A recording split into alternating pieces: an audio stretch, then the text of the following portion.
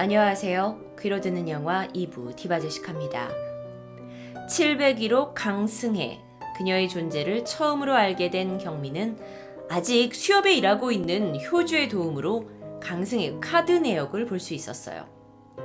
여기에는 어제까지도 사용한 흔적이 남아 있었는데 특히나 경민은 집 근처 편의점에서 매일 같은 시간대에 3,200원짜리 물건을 구매한 것으로 보입니다. 효주는 누군지 확인을 좀 해봐야겠다면서 톡을 보내요. 야, 강승혜, 너 연락 좀 해. 답을 기다렸지만 톡조차 확인하지 않습니다. 마침 그날 시간은 이 강승의 카드가 사용될 시간이었어요. 그래서 두 사람은 해당 편의점으로 향하게 됩니다. 편의점에 있는 물건들을 살펴보니까 3,200원짜리라고는 야채죽 하나인데요.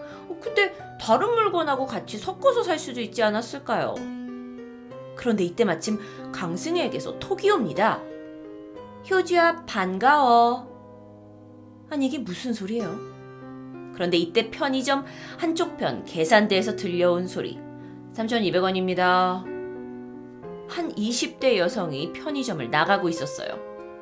두 사람은 일단 그녀를 미행해 보기로 합니다. 한참을 따라가다 보니까 철거 지역의 썰렁한 동네까지 가게 되는데요. 이렇게 길이 양쪽으로 나뉘게 되자 두 사람은 어쩔 수 없이 따로 가기로 합니다. 혼자 움직이는 경민. 그가 아무도 살지 않는 이 철거 직전에 을씨년스러운 동네를 거닐다가 문이 살짝 열려있는 집 앞에서 야채죽 빈 케이스가 수북히 쌓여있는 걸 발견합니다.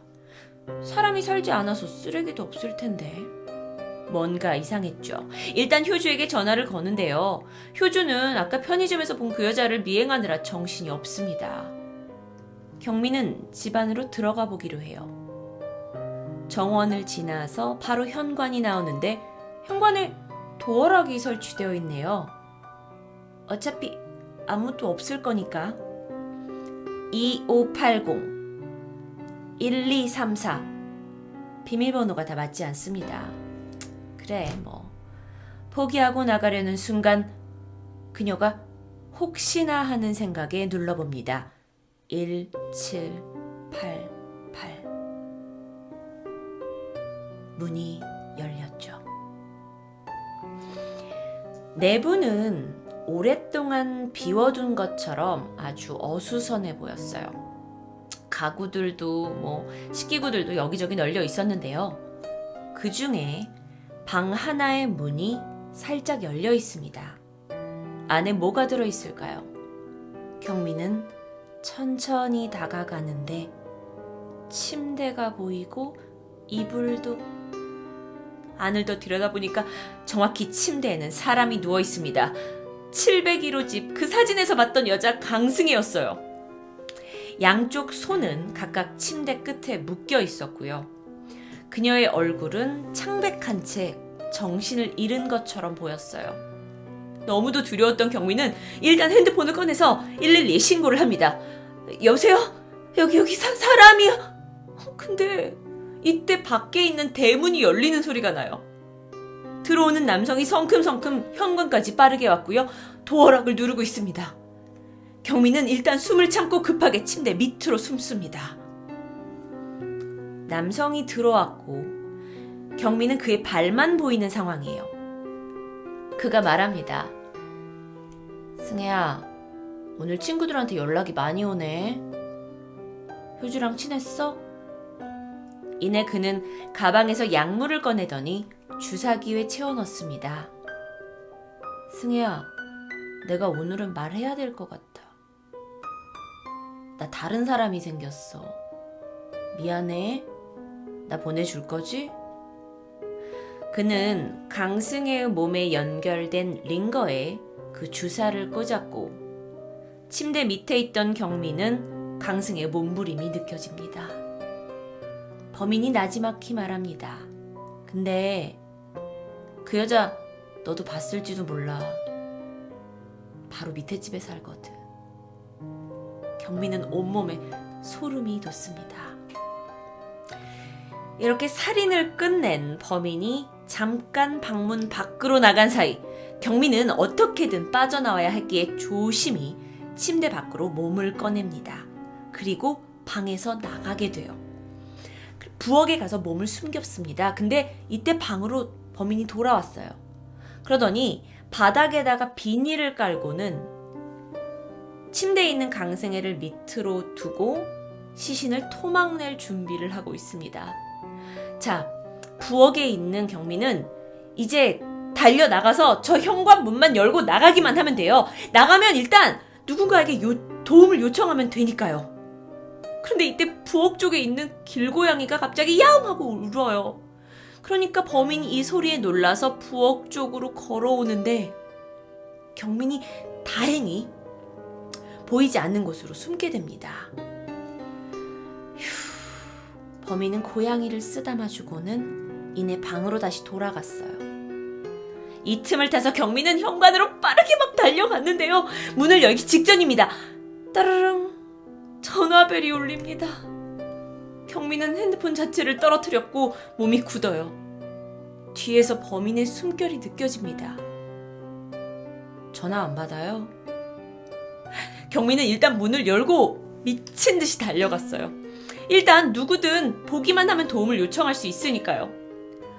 그런데 이렇게 도망을 막 가다가 철문이 반쯤 내려진 버려진 가게 안으로 들어가서 몸을 숨깁니다. 그런데 그것도 머지않아서 드르륵 하고 곧이어 철문이 열렸고 범인이 다 알고 있다는 듯이 들어옵니다.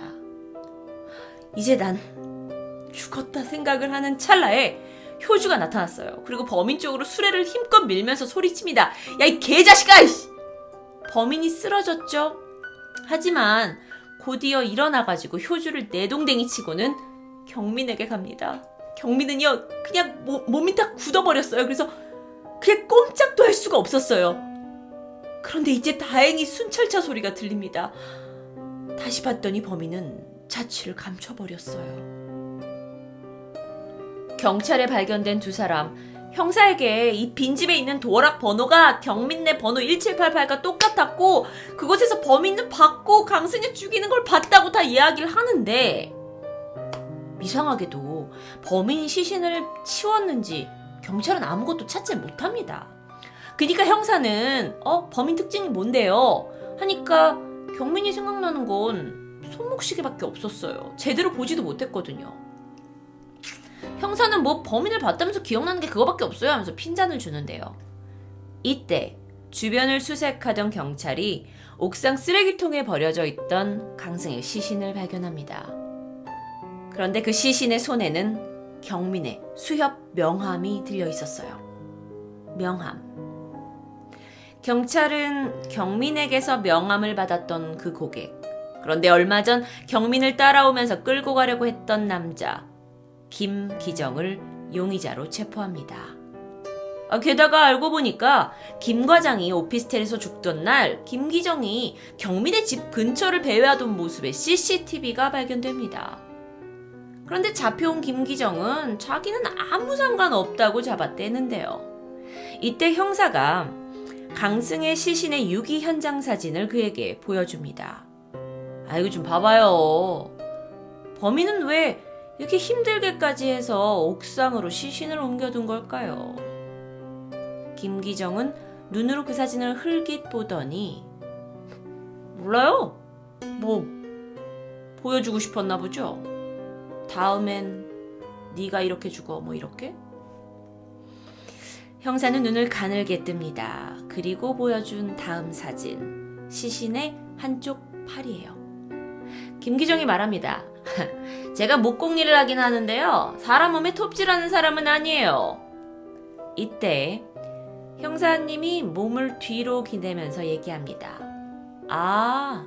이게 톱질이었구나. 그를 범인으로 확신한 경찰은 살인 현장에서 그의 지문만 찾으면 이 사건은 마무리된다고 생각했죠. 경민은 전에 받았던 반지하 집으로 즉각 이사를 합니다. 더 이상 그 오피스텔에 살 수가 없었어요. 그런데 진짜 문제는 뭐였냐면 같은 날 이사를 하던 날 김기정이 풀려납니다. 증거 불충분으로요.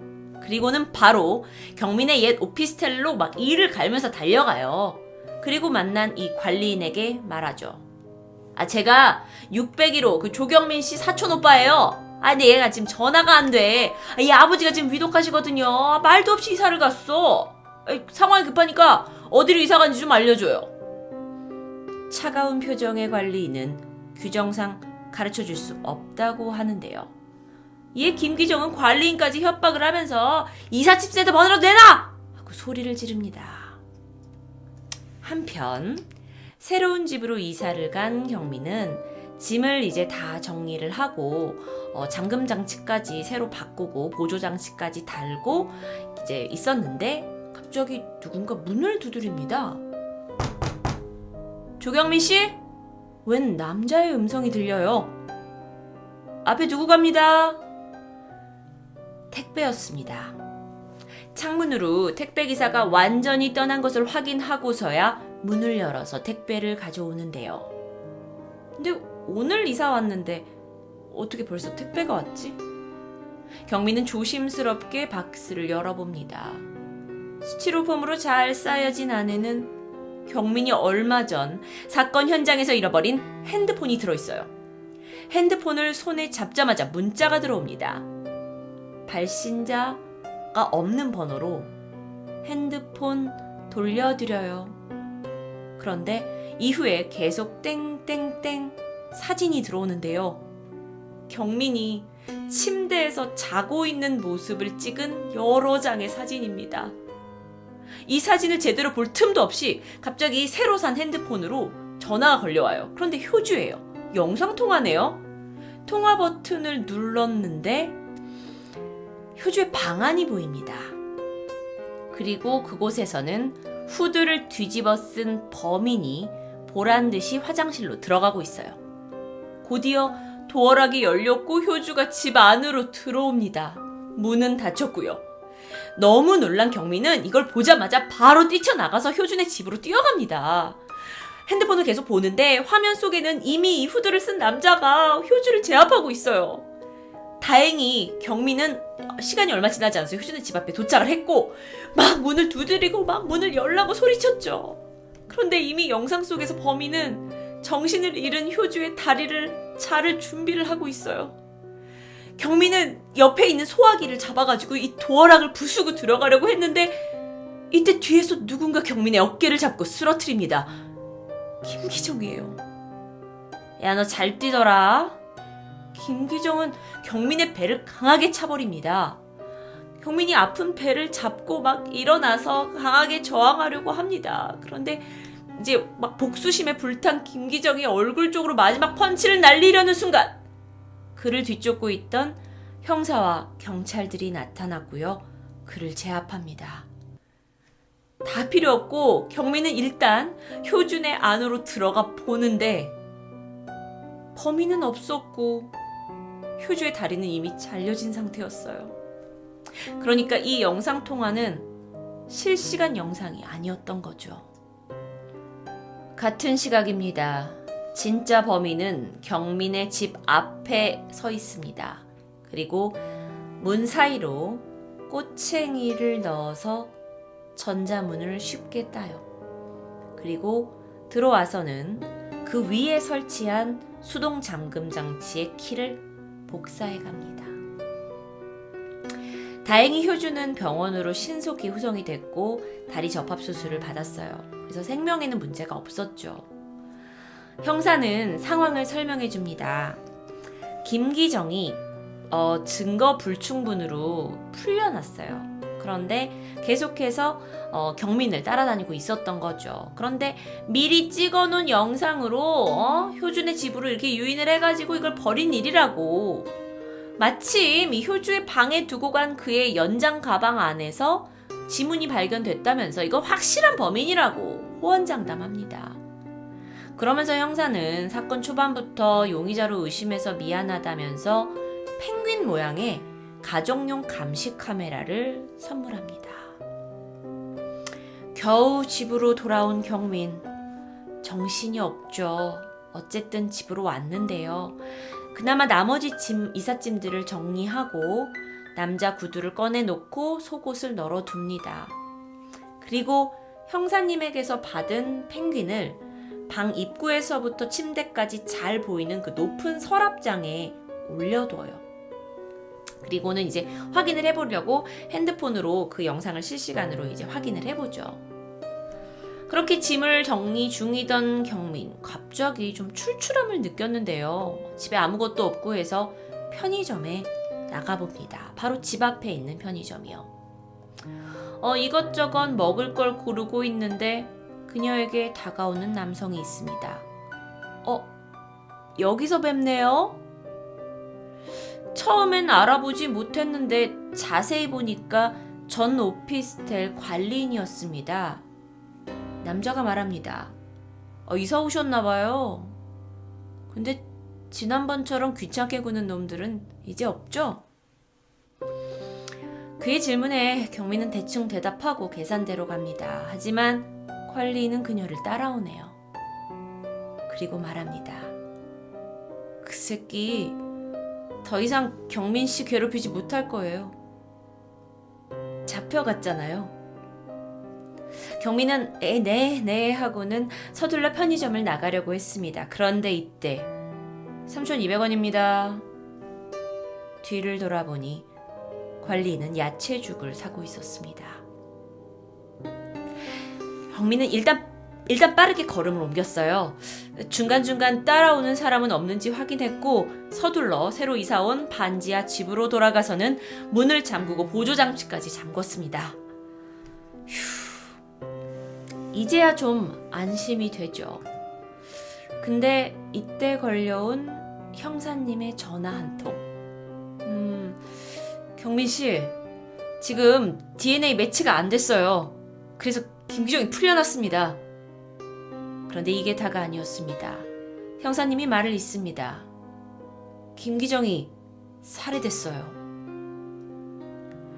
경민은 이 수화기를 들고 있던 손조차 힘이 빠져버렸어요. 다리도 풀렸고요. 그래서 그냥 털썩 침대에 주저앉습니다. 이제 어떻게 해야 되지? 왜 나한테 이러는 거지? 그런데 문득 왼쪽 싱크대에 눈에 띄는 게 있어요. 캔인데 야채죽 캔입니다. 이때 경민에게는 숨막힐 듯한 공포감이 밀려왔고요. 주머니에 있는 핸드폰을 꺼내서 앱을 켰고 방에 설치된 그 펭귄 CCTV 영상을 플레이합니다. 조금 돌려봤더니 삐삐삐삐 그녀의 집에 한 남성이 들어오네요. 집안을 훑어보더니 곧이어 침대 밑으로 들어갑니다. 아까 편의점에서 본 그 관리인이었어요. 경민은 너무도 놀랬고 다리가 덜덜 떨리기 시작하는데 이때 침대 밑에서 불쑥 나온 손이 경민의 발목을 붙잡습니다.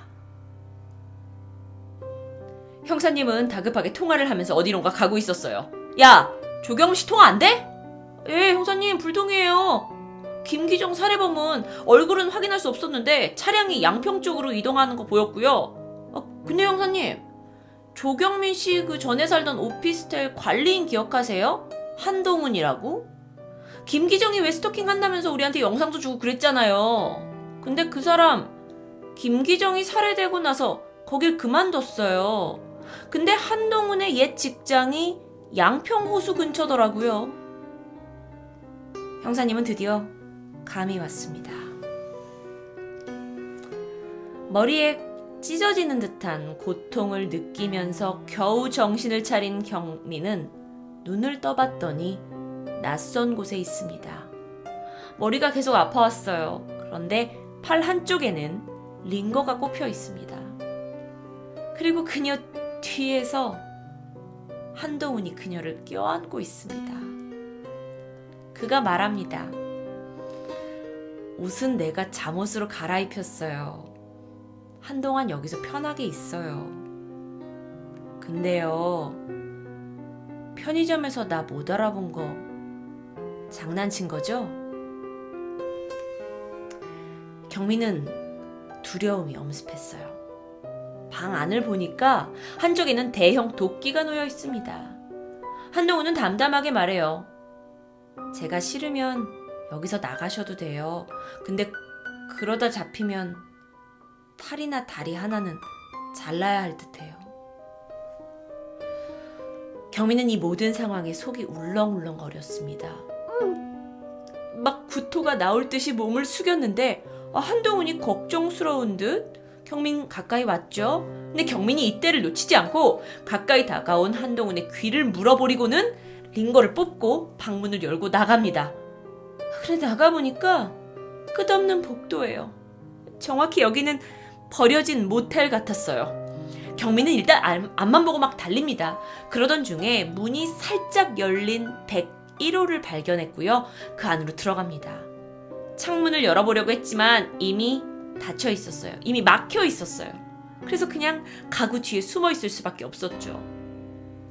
한동훈은 경민을 쫓다가 101호 앞에 섭니다. 그리고 문고리를 잡고 문을 열려는 순간 이 건물의 로비 쪽에서 누군가 들어오는 소리가 들립니다. 형사님이었어요. 조경민 씨! 자, 그녀를 찾으면서 조용한 로비를 지나서 1층 복도까지 진입을 합니다. 조경민 씨! 이 형사님의 음성에 경민이 소리쳐서 저 여기 있어요! 하지만 이때 한동훈은 이미 형사의 뒤쪽에서 도끼로 그의 머리를 공격했고요. 형사도 총을 쏘면서 한참 동안 몸싸움이 이어졌죠. 경민은 방 밖으로 나가지도 못한 채 그냥 숨죽이고 있었는데 이내 조용해집니다. 경민은 조용히 문을 열고 복도로 나오는데 마침 아까 범인이 쓰던 그녀의 키 반만한 도끼가 떨어져 있어요. 그래서 그냥 일단 도끼를 집어들고 로비 쪽으로 나가보는데 형사님은 이미 한동훈의 공격으로 사망해 있습니다. 경민은 다리가 풀려서 주저앉고 말았죠. 이제 죽는가 보다. 한동훈이 다가와서 말합니다. 경민 씨 주변엔 남자가 많네요. 그러더니 갑자기 경민을 바닥에 내동댕이 치고는 멱살을 잡고 머리를 막 바닥에 쳐요. 그러고도 분에 안 풀렸는지 옆에 있는 도끼를 높이 치켜듭니다. 내가 도망가지 말라고 했잖아요. 그녀의 팔을 내리치려는 순간 경민은 마침 그의 다리에 있는 총상을 봤어요. 그리고 있는 힘을 다해서 거기를 손가락으로 눌러버렸죠. 으아! 하고 막 한동훈이 괴로워하는 사이 경민은 빠져나옵니다. 하지만 한동훈이 다시 일어섰고 도망가는 경민을 뒤에서 허리를 붙잡아서 벽 쪽으로 던져버려요. 근데 이때 이 벽에는 안이 비어있는 대형 책장이 있었어요. 경민이 벽에 부딪히면서 바닥에 쓰러졌고 그러면서 벽장도 이렇게 그녀 위쪽으로 쓰러지는데 여기에는 한동훈도 같이 있었던 거예요. 그러니까 한동훈과 그녀가 쓰러져 있는 곳을 대형 책장이 덮쳐버립니다. 그런데 책장에서 이렇게 삐져나온 대못이 있었는데 그 대형 못이 내려오면서 한동훈의 손에 꼽혀요. 자, 이제 이 책장 안에는 못에 이제 손이 꽂힌 범인과 그리고 경민 이 두 사람만 있습니다. 물론 경민은 반대쪽에 몸을 바싹 붙이고 있었죠. 그리고 한동훈은 괴로워하고 있었고요. 근데 이 와중에 말합니다.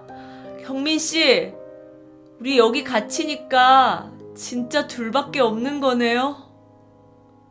한동훈은 이 손바닥에 꽂힌 못을 빼려고 안간힘을 썼어요. 그래야 움직일 수 있으니까요. 그리고 경민 또한 한쪽에서 발로 막 책장을 밀면서 나가려고 했지만 소용이 없었습니다. 한동훈은 끝내 자기 손을 팍 해가지고 못을 뺐고요. 경민을 바닥에 눕히고는 위에서 목을 조릅니다. 너 도망갈 거면 차라리 죽어! 목을 세게 조여오는 힘에 경민의 얼굴은 빨개졌고 숨을 쉬기 힘들어졌어요. 그런데 이때 한경훈의 뒤쪽으로 책장에서 빠져나온 또 다른 못이 보입니다. 경민은 거의 정신을 잃어가고 있었지만 마지막 있는 힘껏 한동훈의 머리를 뒤로 밀쳐냅니다. 그의 머리 뒤편에 대못이 박혔고요. 경미는 바로 눈앞에 있는 한동훈의 눈이 풀려갈 때까지 뒤로 끝까지 밀어버립니다. 얼마 버티지 못하고 한동훈이 눈을 감았죠. 그리고 곧 경민의 손도 힘이 풀려버립니다. 한동훈의 시신은 경민의 몸 위쪽으로 풀썩 내려앉습니다. 이 지옥 같은 납치극이 끝나는 순간이었습니다. 얼마 전에 개봉한 도어락 공포 스릴러 영화인데요. 흥행에는 그렇게 성공하지 못했지만 영화를 보는 내내 그 쫄깃함은 저는 상당히 만족스러웠습니다. 귀로 듣는 영화로 보셔도 좋지만 실제로 영화를 보시는 것도 추천드립니다. 그럼 저는 다음 편에 뵙겠습니다.